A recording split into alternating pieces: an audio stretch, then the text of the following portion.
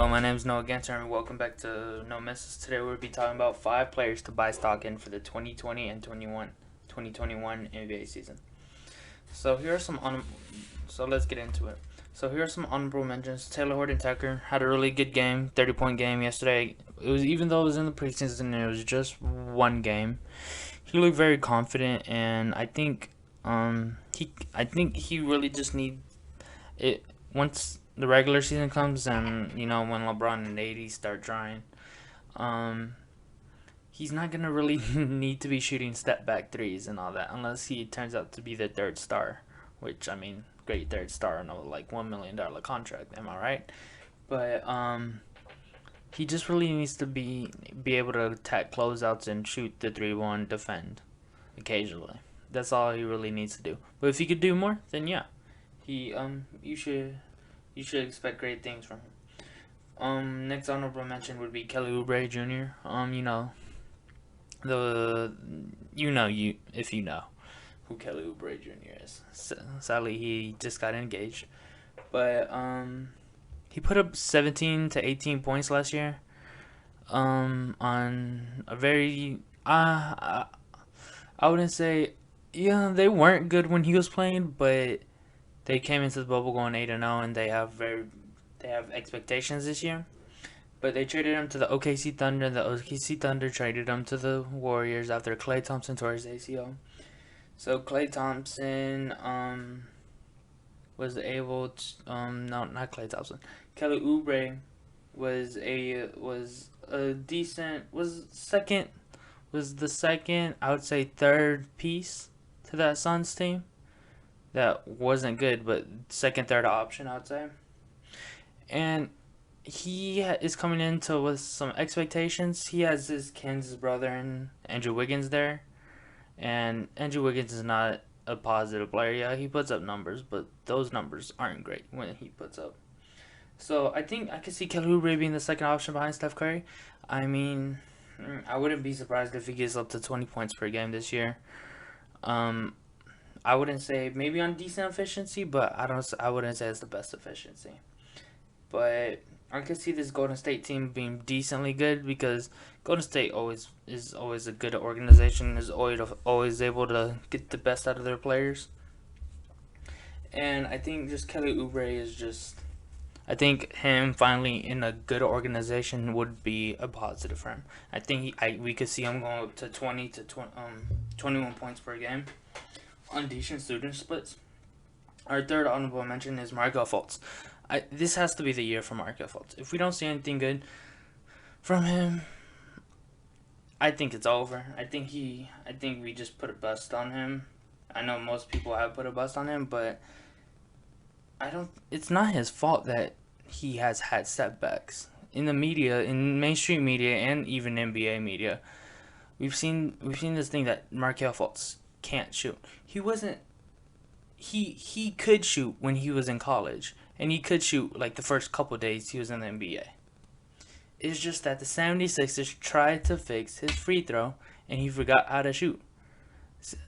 I don't understand why the 76ers don't get enough play. The 76ers single-handedly destroyed Markelle Fultz's career, I would say. Trying to fix a decent... he shot 70% from free throw in his college year. They try to fix that to make it into like the 80s and 90s, like high free throw percentage, and they just scuffed him up. They really just scuffed him up, scuffed up his jump shot and everything, and now he has to restart. And they drafted Cole Anthony. He just has to show that he's the guard there, and if he can't show that, then he would just be like a George Hill type. Alfred Payton, if I would have to say, make probably $8 million a year. This guy had the potential of being a max player in the NBA, and guess what? The 76ers ruined that player and ruined his future. So yeah. So now let's finally get into the our top 5 players. For number 1, I have a rookie. I know. We haven't seen anything from him. I have Obi Toppin. Dude was a great offense player. Averaged 20 points per game at Dayton. Shot 39% from college and shot 39% from three from college and shot 63% from the field and in college too. So I think he's a athletic finisher. He's the Zion. I wouldn't say this.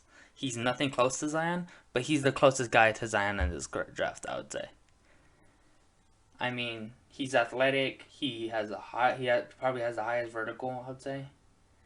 But the thing is, he's a great offensive player. The thing is, will he be able to score? Like, I think he could score off like, yeah, he could shoot and everything, but can he grade his own shot? And the other thing is, can he defend? I don't know. I don't know if they hired Tom Thibodeau as the new. I just never liked Tom Thibodeau. I really didn't. I mean, I don't think he's good enough to develop defensively. He's good enough to develop. Yeah, he has a defensive scheme, but is he good enough to help develop Obi Toppin into a decent defensive player? He's not a good defensive player, but he has the size of a power forward, and I feel like he would have the athleticism. It's just that he needs to get the more IQ, you know.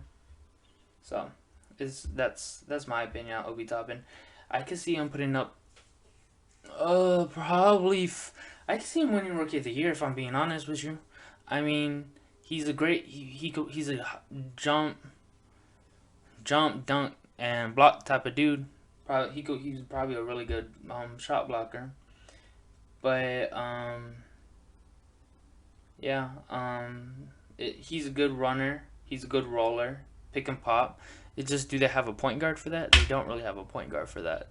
I mean, you have Alfred Payton, but he's not a thing from three. So you only have one guy in the pick and pop, and it's just like, you have RJ Barrett. You could go with the pick and roll, but I don't think he's good enough to, as a ball handler, he's good enough to understand the pick and roll like that and know how to attack it with Obi. So yeah, I could see him. I could see him putting up 15 points per game. The only thing that would probably stop him is Julius Randle. I think Julius Randle is the definition of empty stats, of where he's just a box number and he doesn't help you in any other way. He doesn't help you with the defensive side, and he's too undersized and he can't spread out the floor. And I think the only person that's gonna get in the way of that would be Obi Toppin. So yeah. Our second player would be Rui Hachimura, the Gonzaga man. He played for the Washington Wizards, and he averaged 13 points and 6.7 rebounds. And he didn't shoot good from three last year. Yeah, he didn't shoot good from three. But I'm confident in his shooting because he shot 41% from three in his last year of college, and he also shoots 73%. 75% from the free throw line. So yeah. I think I really like this Wizards starting lineup. You have Rui at the 4, you have Thomas Bryant. Everybody can shoot except Russell Westbrook.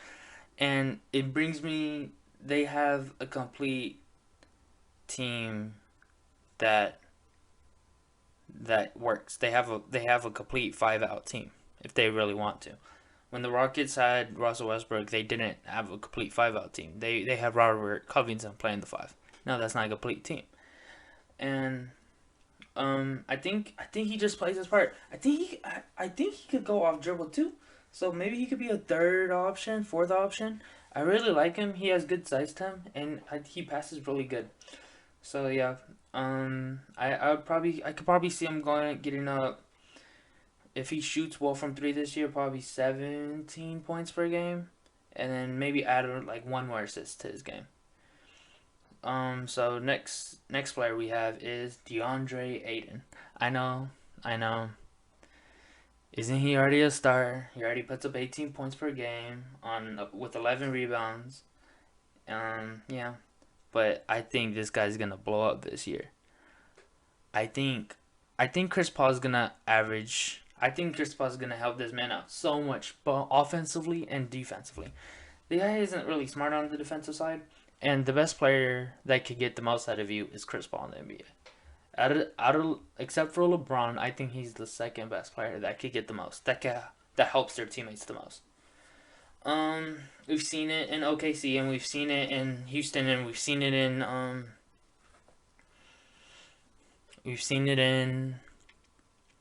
New Orleans, and we saw it in with the LA Clippers. Deandre Ayden will benefit so much from Chris Paul. Chris Paul knows how to run the pick and roll. Chris Paul knows how to run the pick and pop. He knows how to run in transition. He will teach this man defensive IQ, when to switch and when not to switch.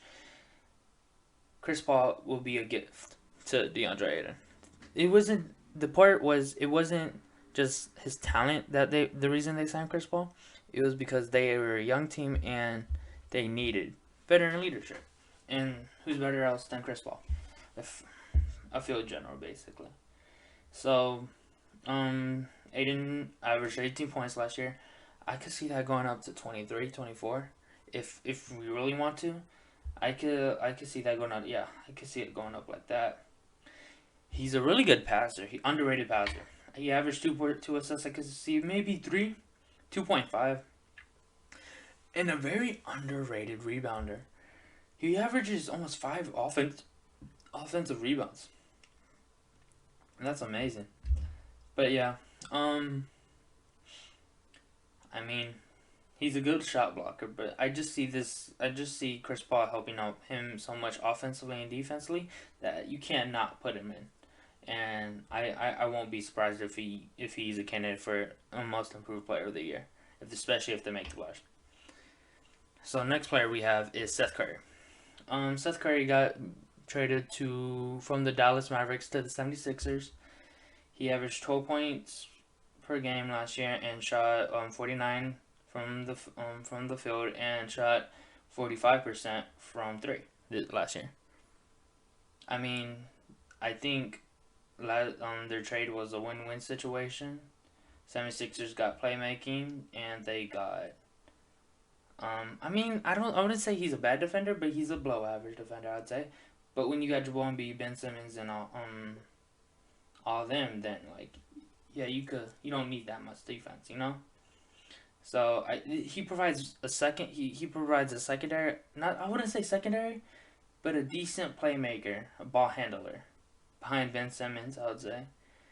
And he was just spaced out the floor, shoots way above average from 3. He is a Curry, but I just see him overall helping them. And I wouldn't be surprised if he would average 16 to 15 points per game this year.